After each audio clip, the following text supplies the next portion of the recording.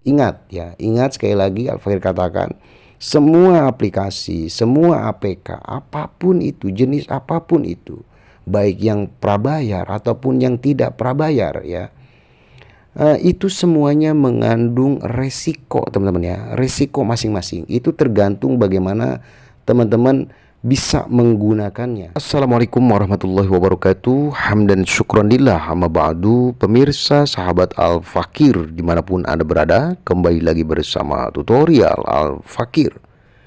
Sebelumnya Al-Fakir mau bertegur sapa dulu kepada teman-teman semuanya, para subscriber dimanapun Anda berada, terlebih khusus kepada semua pioners yang ada dimanapun. Dan tentunya tidak lupa pula Al-Fakir ucapkan selamat bergabung kepada teman-teman yang baru bergabung di channel tutorial Al-Fakir ini. Al-Fakir ucapkan selamat menyaksikan. Oke, baik, di segmen kali ini ya, Al-Fakir akan membuka sebuah rahasia. Wah, kira-kira rahasia apa nih teman-teman ya yang akan dibuka di video kali ini? Oke, nampaknya ya ada beberapa ulasan-ulasan ya menyangkut ataupun mengenai tentang open mainnet terbukanya Pi Network ini nih teman-teman ya. Karena banyak teman-teman kita ya, para pioneers ataupun banyak di antara kita, yaitu teman-teman kita pioneers ya, yang mengira atau mengatakan bahwa open mainnet terbukanya itu akan listing lah, bisa dikatakan ya, yaitu di akhir tahun ini atau di bulan Desember, kemungkinan di tahun 2023 di bulan Januari, itu katanya ya. Dan memang ada beberapa teman-teman kita ya yang memberikan informasi terkait mengenai tentang open mainnet terbukanya ini ya, dari berbagai sumber mungkin mereka dapat ya, entahkah itu dari mana, Al-Fakir juga tidak tahu ya. Namun ya, mengenai tentang open mainnet terbuka ini ya, bagi Al-Fakir nih ya, menurut Al-Fakir informasi ini ya, Al-Fakir sih kurang setuju nih. Dalam arti kurang setuju bukan berarti ya, Al-Fakir tidak percaya ya bahwa open mainnet terbuka itu tiba ya, akan tiba ataupun sudah berjalan saat ini ya. Karena memang di video kali ini Al-Fakir sedikit kita akan membongkar ya dari segi sisi sebetulnya ya pioneers itu menunggu apa gitu ya ketika listingnya Pi Network ini ya, atau dibukanya Pi Network secara terbuka ini ya, open mainnet terbukanya ini, ataukah ya memang sebetulnya ya core team sudah merancang ya yang begitu jelasnya di bagian bab buku putihnya ya. Namun sebelum kita membahas mengenai tentang open mainnet terbukanya ini nih teman-teman ya, kita nanti akan beralih kepada suatu panduan buku putihnya atau di bab buku putihnya. Di situ sudah jelas tuh teman-teman ya bahwa Dr. Kokalis ya beserta dengan istrinya Cheng Diovan tentunya ya merancang khusus mengenai tentang Pi Network ini. Sudah jelas kalau menurut Al-Fakir ya teman-teman. Jadi kita tidak perlu menunggu kapan listing ataupun open mainnet terbukanya ini gitu. Karena yang menurut Al-Fakir inilah sudah masuk open mainnet ya. Ayo kita bongkar satu persatu. Karena memang ya di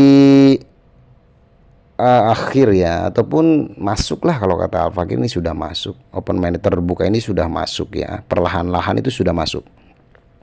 Karena di sini sudah masuk di web 3.0-nya itu sudah masuk nih teman-teman ya, sudah masuk di versi ketiganya web ini. Kemudian ya dari segi mainnet ya, mainnet terbukanya itu kira-kira kapannya itu di sini teman-teman bisa membaca ya teman-teman ya. bisa membaca di bagian bab buku putih barunya. Di situ sangat jelas nih teman-teman ya, semua perjalanannya dari mulai pembuatan Pi Network ini, kemudian sampai di titik akhir nih teman-teman ya. Ini kita geser saja, kita geser sampai di paling ujung. Oke, nah ini sudah mentok. Dan di sini ya, karena di sini menggunakan bahasa Inggris ya, Al-Fakir juga tidak terlalu mengerti mengenai tentang bahasa Inggris. Nah, di sini Al-Fakir sudah mentranslate-nya teman-teman ke bahasa Indonesia. Jadi akan Al-Fakir bacakan saja agar sama-sama kita pahami mengenai tentang the Open Network period. Oke.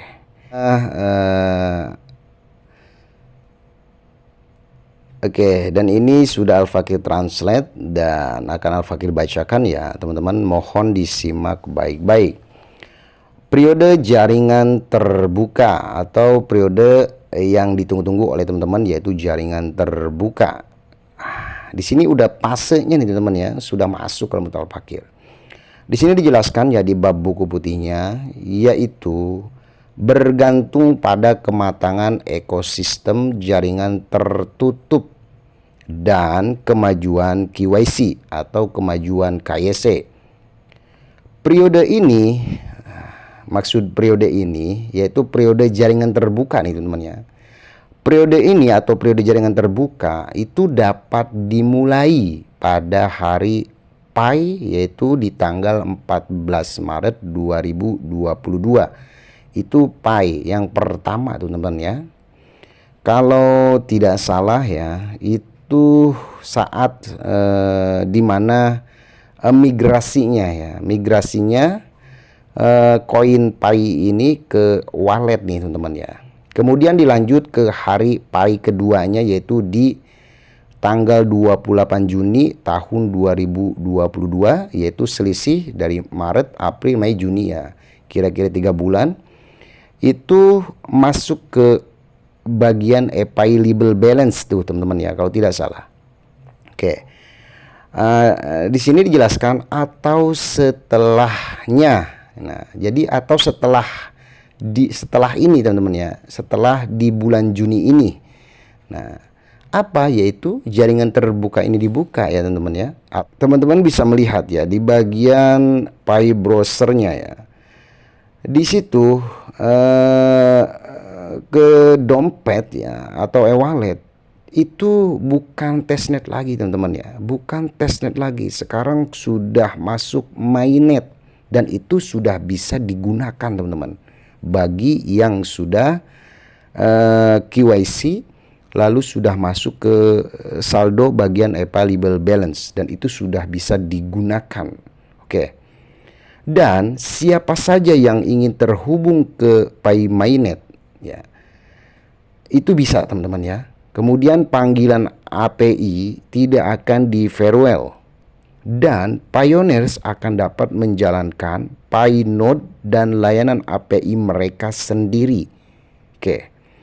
Pioneer akan memiliki konektivitas dengan blockchain lainnya. Nah, di situ teman-teman bisa melihat juga ya di bagian Pi browser, di bagian blockchain teman-teman bisa melihatnya. Di situ jelas bahwa pioneers akan memiliki konektivitas dengan blockchain lainnya. Blockchain lainnya di sini adalah teman-teman pioneers lainnya ya.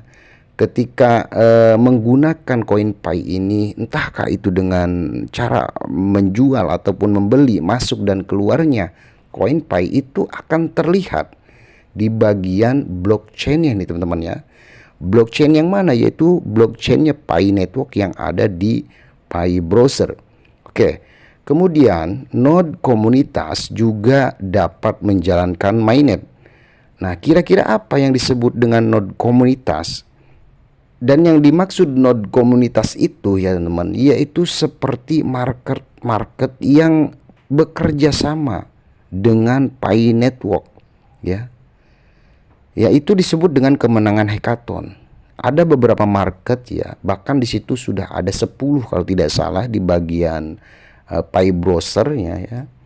Di situ mereka yang menjadi node komunitas ya, itu mereka bisa menjalankan mainnet ini teman ya. Mereka pun bisa menjalankan mainnet tersebut.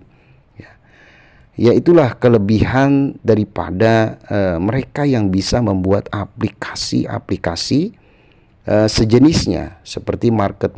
Itulah ada beberapa memang keuntungan-keuntungan yang mereka dapatkan ya, hasil daripada mereka membuat aplikasi ya sejenis market. Itu bukan hanya mereka dapatkan dari keuntungan menambang ya dari Pi Network ini, tapi juga mereka ini bisa mendapatkan cuan dari pioneers lainnya ya, dengan mendapatkan uang ya, tentunya uang dari hasil kunjungan para perintis atau pioneers yang mengklik ataupun masuk ke bagian market tersebut